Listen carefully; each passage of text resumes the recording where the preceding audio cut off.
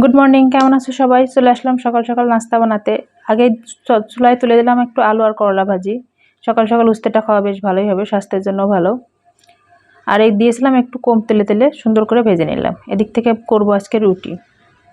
মেয়ের জন্য আগে ভাত রান্না করতাম সকালবেলা, যে আমরা রুটি খাই ও ভাত খাবে, কিন্তু সে ঘুম থেকে ওইটাই রুটিটাই খেত, তাও কি সাদা শুধু রুটি, কোনো সবজি ভাজি কিছুই খেত না। কি আর করা যাবে, আস্তে আস্তে মাঝে মধ্যে রুটির ভিতরে একটু দিয়ে দিয়ে খাওয়াই। রুটি আগে আমি খেতাম না, আগে আমি 3 বেলায় ভাত খেতাম, কিন্তু তখনও আমার স্বাস্থ্য কোনোভাবেই ভালো হতো না। সবাই বলতো যে মেয়ে একটু স্বাস্থ্য ভালো হলে ভালো লাগতো, কিন্তু তখন হতো না। এখন রুটি খাই, বাইরের কোনো খাবার খাই না, তেলে ভাজা জিনিস তো খাই না। এখন যেন স্বাস্থ্য এমনিতেই বেড়ে যাচ্ছে, না খেয়ে থাকলেও বেড়ে যায়। কথায় আছে না, হাওয়া খেলে, সে আমার হাওয়া খেলেও যেন স্বাস্থ্যটা বেড়ে যায়। কি হয়েছে কি জানি, যখন আমি যেটা করতে চাই তখন যেন সেটা হতেই চায় না। আমি চাই যে এখন একটু স্বাস্থ্যটা কমে যাক। মেয়ে হওয়ার পর থেকে স্বাস্থ্য এত বাড়ছে যে চেষ্টা করলেও আমি কমাতে পারছি না।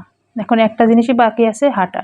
খুব বেশি হাঁটাহাঁটি করতে পারি না, কিন্তু বাসার সব কাজই করি, কারণ মেয়ে আছে ছোট, ওরকে নিয়ে তো আর হাঁটতে যাওয়া যায় না। যাই হোক, রান্নাবান্না হয়ে গেছে, মেয়ে উঠেছে, মেয়েকে ফ্রেশ করে দিয়ে এখন খাবারটা বেড়ে দিলাম।